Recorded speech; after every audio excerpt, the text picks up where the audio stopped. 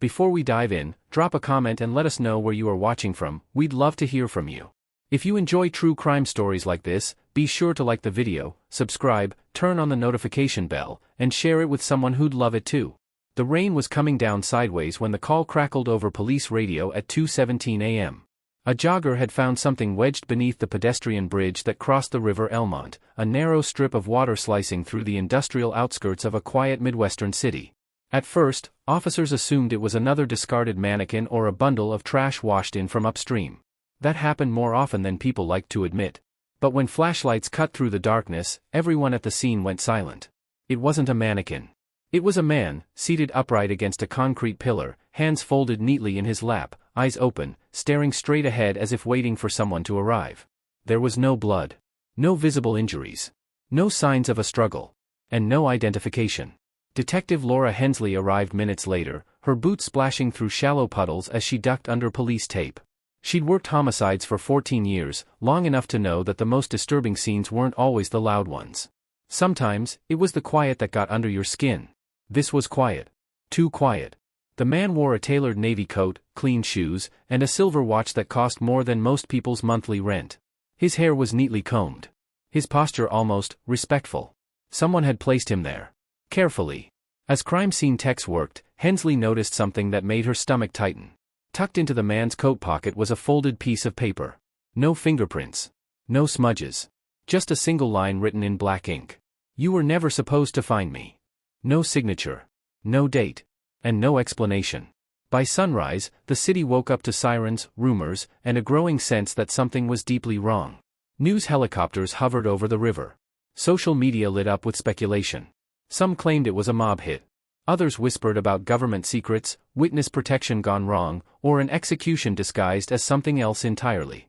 But by the end of the first day, the strangest detail emerged. No one had reported the man missing. Not a spouse. Not a coworker. Not a neighbor. He was a ghost, a well-dressed, carefully placed ghost with no past anyone could find. The medical examiner delivered her preliminary report that afternoon. Time of death was estimated between 10 p.m. and midnight. Cause of death? Undetermined. No trauma. No toxins. No signs of restraint. The body looked untouched. "It's like he just shut off," she said quietly. Detective Hensley didn't like that phrasing. As the investigation expanded, the pressure came fast. City officials wanted answers. The mayor wanted reassurance. The public wanted a name. They got one 3 days later. The man was identified through dental records as Elliot Marrow, age 41. And that's when the case truly stopped making sense. Elliot Marrow officially did not exist. There was no birth certificate in any state database. No school records. No employment history. No tax filings. His social security number belonged to someone who had died in 1978, a child, buried in another state. Yet Marrow had a high-end apartment downtown, paid in full with no mortgage. Surveillance footage showed him coming and going regularly, greeting neighbors, collecting packages, living an ordinary life. Ordinary, but undocumented. When detectives entered his apartment, they expected answers. What they found instead felt like a carefully constructed lie. The place was spotless. Almost sterile. No family photos. No personal mementos. No clutter. Inside the fridge were groceries arranged by expiration date. Inside the closet, clothes hung evenly spaced, all neutral colors. On the kitchen counter sat a single notebook. Blank. No computer. No phone. No email accounts tied to his name. It was as if Elliot Marrow had been designed to pass as human without leaving fingerprints behind. Then came the first unsettling discovery. Hidden behind a loose panel in the bedroom wall was a second watch, identical to the one found on his wrist, and beneath it, a stack of cash bound with rubber bands. The total came to just under $200,000. Unmarked bills. No withdrawal records. No explanation. As Detective Hensley stared at the money laid out on the evidence table, she felt the case shifting beneath her feet. This wasn't random. This wasn't accidental. Someone had invested time, resources, and precision into Elliot Marrow's life, and into his death. The task force dug deeper. Traffic cameras placed Marrow near the river the night he died, walking alone. No one followed him. No one approached him. He sat down beneath the bridge on his own. Or so it appeared. But when analysts enhanced the footage frame by frame, they noticed something chilling. Just before Marrow stepped out of view, he turned his head slightly, not enough to be obvious, but enough to suggest awareness. As if someone was standing just outside the camera's reach. As if he wasn't alone after all. Detective Hensley began retracing Merrow's last 72 hours. A grocery store clerk remembered him buying a single prepared meal. A parking attendant recalled him asking what time the garage closed, even though his car was never found. A bartender downtown said Merrow had sat at the far end of the bar, nursing one drink for nearly 2 hours. He looked like a man waiting for something, the bartender said. Or someone. Then came the call that changed everything. An elderly woman from a neighboring state contacted police after seeing Merrow's photo on the news. She didn't recognize him by name, but by his face. She claimed she had known him under a different identity 20 years earlier. Back then, he'd been part of a private consulting firm that specialized in risk assessment. That was the polite term. In reality, they handled sensitive information for powerful clients, information meant to stay buried. She hadn't seen him since the firm abruptly dissolved. Employees vanished. Records were sealed. And those who asked questions were told, politely but firmly, to stop. Detective Hensley requested the old company files. They were denied within the hour. Classified. That night, Hensley returned to Merrow's apartment one more time. Alone. She stood in the bedroom, staring at the wall panel where the money had been hidden. Something still felt off. She ran her fingers along the baseboard, and felt a faint draft. Behind the wardrobe, concealed by drywall and paint, was a second hidden compartment. Smaller. Tighter. Locked. When officers forced it open, they found a burner phone sealed inside an evidence bag. It had one saved contact. One unsent message drafted but never delivered. It read, "If they find the river, it means you waited too long." And beneath it, a location pin, not for the bridge, but for a locked basement beneath a building owned by the city itself. When investigators realized where that pin led, the room went silent. Because whatever Elliot Merrow had been hiding wasn't just personal. It was buried at the heart of the city. And when they opened the basement door the next morning, what they found changed everything. The basement door hadn't been opened in over a decade. That much was obvious the moment city maintenance cut through the rusted lock beneath the municipal records building. The air that escaped was stale and metallic, carrying the unmistakable scent of long-neglected concrete and something older, dust layered over secrets. Detective Laura Hensley stood at the top of the narrow stairwell as lights flickered on below. This wasn't listed on any current blueprints. Officially, the basement level ended one floor higher. Whatever waited down there wasn't meant to be acknowledged, let alone found. As officers descended, their footsteps echoed unnaturally, each step sounding louder than the last. At the bottom, the beam of a flashlight swept across rows of metal filing cabinets bolted to the floor. No labels. No dates. Just numbers stenciled in faded white paint. Inside the first cabinet were documents, thick folders stamped with red ink. Restricted access. The names inside stopped everyone cold. Politicians. Judges. Corporate executives. Law enforcement officials, some retired, some still active, some long dead. Each file contained surveillance summaries, financial anomalies, transcripts of private conversations, and photographs that had never been made public. It wasn't evidence. It was leverage. A shadow archive documenting who could be controlled, who could be silenced, and who could be destroyed if necessary. And then they found Elliot Merrow's file. Unlike the others, his was thin. Almost empty. Just a few pages, all heavily redacted, except for a single paragraph left untouched. Asset compromised. Termination delayed by internal disagreement. Monitoring continues. Termination. Delayed. Hensley felt her pulse quicken. Elliot Merrow hadn't been a victim in the traditional sense. He'd been an asset, someone who knew too much, worked too close to the truth, and lived on borrowed time. But why now? And why leave him where he could be found? Before anyone could answer that question, the call came in. One of the officers stationed outside the building had collapsed. By the time paramedics arrived, he was unconscious but breathing. No visible injuries. No explanation. His vitals were unstable, as if his body was fighting something invisible. The basement was sealed immediately.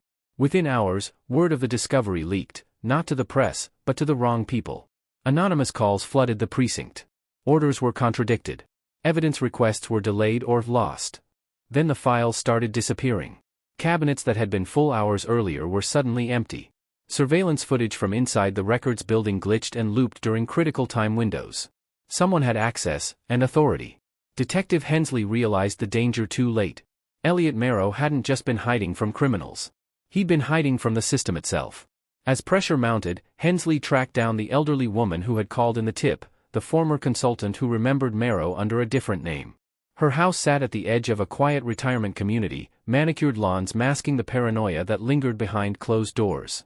She agreed to talk, but only off the record. They told us we were protecting national stability, the woman said, her hands trembling as she wrapped them around a mug of untouched tea. Information is power. And power has a price. She explained that Elliot, then known as Daniel Cross, had been one of the best analysts they had. Too good, maybe. He noticed patterns others ignored. Connections that weren't supposed to exist. He started asking questions about where the files were going, she said. Who controlled access? Who decided who lived normal lives and who disappeared? That curiosity marked him. When the firm dissolved overnight, Daniel didn't vanish like the others. He ran. Changed his name. Built a quiet life designed not to attract attention. But you can't erase everything, she whispered. And they don't forget. Hours after the interview, the woman was found dead in her home. The official cause was listed as natural causes, heart failure during sleep. No signs of forced entry. No struggle. But Hensley noticed the detail that didn't fit. The front door was unlocked. The woman never left it unlocked. As fear tightened its grip on the investigation, Hensley's own department turned cold. Meetings stopped including her. Requests went unanswered. A quiet suggestion was made that she take leave, for her own safety. She refused. Instead, she followed the money. The cash found in Merrow's apartment traced back to shell corporations tied to the same municipal building where the basement files were stored. Funds moved through charitable foundations, construction contracts, and private consulting firms, all feeding into a system that operated in plain sight while pretending not to exist. Then, late one night, Hensley received a message from an unknown number. "You're looking at the wrong death." Attached was a grainy photo. It showed Elliot Merrow alive, sitting across from another man in a darkened parking garage. The timestamp placed it just 2 hours before Merrow's estimated time of death. The other man's face was partially visible. Detective Hensley recognized him instantly. He was a senior city official, one who had publicly pushed to close the investigation just days earlier. Before Hensley could respond, her apartment power went out. The silence was immediate and absolute. She reached for her phone, no signal. From the hallway outside her door came the soft sound of footsteps. Measured. Unhurried. Someone knocked once. Then twice. Detective Hensley, a calm voice called through the door. "We need to talk." Her mind raced. If she opened the door, there were no guarantees she'd walk away. If she didn't, she might never get another chance to learn the truth. She backed away, slipping through her bedroom and out onto the fire escape just as the lock on her front door clicked. Below, unmarked vehicles idled quietly at the curb. She disappeared into the night. By morning, Detective Laura Hensley was officially listed as missing. Her badge was found on the floor of her apartment, placed neatly in the center of the room. And back beneath the city, in the hidden basement that should not exist, one final file was added to the archive. Her name was on the cover. Because the truth Elliot Merrow died protecting wasn't buried yet. It was still alive. And it was watching. The city woke under a sky smeared with ash-colored clouds, unaware that its secrets had just shifted into overdrive. Detective Laura Hensley's disappearance had ignited a firestorm within law enforcement circles, but the official line was tight-lipped. She had gone off duty and failed to report in. Everyone involved knew better. Someone had made sure of it. Hensley was alive, but in the shadows. She had forced her way into an abandoned subway tunnel beneath the city, where concrete walls and steel beams muffled the noise of patrols and unmarked cars searching above. The air was damp, smelling of rust and decay, but to her, it was safer than any police station she had known. She pulled out a small flashlight, revealing a map she had compiled from stolen documents, hidden files, and fragments of surveillance footage. It all pointed to one location, a private warehouse on the edge of the industrial district. On paper, it was a legitimate storage facility, a hub for local shipping companies. In reality, it was the central nerve of a system so complex it could manipulate politicians, topple corporations, and erase individuals without leaving a trace. And at the center of it all, Elliot Merrow. Or Daniel Cross, depending on who you asked. Hensley's heart pounded as she approached the warehouse weeks later. Cameras were obvious, but she had anticipated them. By crawling through an overgrown service entrance, she entered a room filled with monitors, each displaying different points of the city. There were feeds of courthouses, municipal buildings, private homes, even her own apartment before she fled. The realization hit, every move she had made since discovering the basement had been tracked. Then she saw him. Elliot Merrow was seated in a chair at the center of the room, his back to her. But this was not a man caught off guard or frightened. He was calm, precise, the picture of control. His voice broke the silence without turning around. "You're finally here, detective." Hensley's flashlight trembled slightly in her hand. "You're alive. I saw the body, the river. I told you," Marrow said, spinning slowly in his chair to face her, "I was never supposed to be found. Death was a story, nothing more." The words echoed with a chilling weight. Marrow explained that his death had been a necessary illusion, a method to flush out the people who had been tracking him, testing loyalties, and gauging who could be trusted. Every file, every hidden basement, every disappearance had been part of a larger puzzle. Marrow wasn't just a victim, he was orchestrating an endgame. Hensley felt a mix of relief and revulsion. Why? Why all this? Why disappear like that? Marrow leaned forward, eyes hard and unreadable. Because some truths are too dangerous to exist in plain sight. I built a system that could protect itself from itself. Those files in the basement, they weren't just leverage. They were insurance. I needed to know who was expendable, and who would destroy everything to keep their secrets. It was then that Hensley understood the magnitude. Elliot Marrow hadn't been running from danger, he had been manipulating it. Every ally, every enemy, every person she thought was a suspect had been a piece on his board. The cash, the watches, the messages, they weren't red herrings. They were signals. Communication. Warnings. And she had just stumbled into the middle of it. The tension broke when a sudden noise echoed from the warehouse entrance. Hensley turned sharply, flashlight swinging across the room. A man stepped into the light, the same senior city official she had recognized in the grainy parking garage photo. His face was impassive, but his eyes flickered with something like calculation. "You shouldn't be here," he said, voice low but deliberate. Marrow's expression didn't change. "I expected you." The official raised his hand, as if signaling an invisible army. Immediately, the monitors around the room flickered and shifted. Several new feeds appeared, showing Hensley, alone, in the tunnels she had just crawled through. The realization was immediate, someone else had anticipated her path. Hensley's pulse surged. Escape seemed impossible. But Marrow didn't move. He simply said, "Trust me. He doesn't know what he's dealing with." In an instant, the official's confident stance faltered. Marrow pressed a button on a nearby console, and the warehouse lights cut out. Emergency alarms rang. Doors slammed shut. Smoke, not enough to suffocate, just enough to disorient, began filling the room. The official stumbled, swearing, while Marrow calmly moved Hensley to a hidden side door. She followed him into a narrow passage that led to the roof, where a helicopter, unmarked, silent, was waiting. No time to question. No time to argue. The rot above ground was too strong. They had to leave. As the helicopter lifted into the night sky, Hensley looked back at the warehouse, at the city sprawled beneath her. The thought was unavoidable, Elliot Marrow had played everyone. And somehow, he had won. Marrow finally spoke, breaking the tense silence. "You think you've seen corruption, detective. You've only glimpsed the surface. But now, you've seen what real power looks like. And you survived. That means something." Hensley swallowed, her hands clenched on the railing. "What happens next?" Marrow's smile was faint, almost imperceptible. "Next, we make sure the pieces keep moving. Some things need protection, even if the world never knows."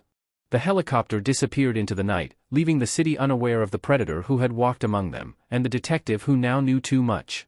Weeks later, back in her apartment, technically, somewhere else under an assumed identity, Hensley received an anonymous package. Inside was a single envelope with her name printed in bold. She opened it to find one photograph. It was the river bridge. And beneath it, a new figure. Sitting upright. Hands folded neatly. Eyes open. A note slipped out from under the photo. "The game continues." Hensley dropped the photograph onto the table, her mind racing. Elliot Marrow had disappeared again. Or maybe, he had never truly gone. Some cases never end. Some truths never sleep. And some shadows are always watching. If you think this story was intense, you're not ready for the next one, hit subscribe so you don't miss it.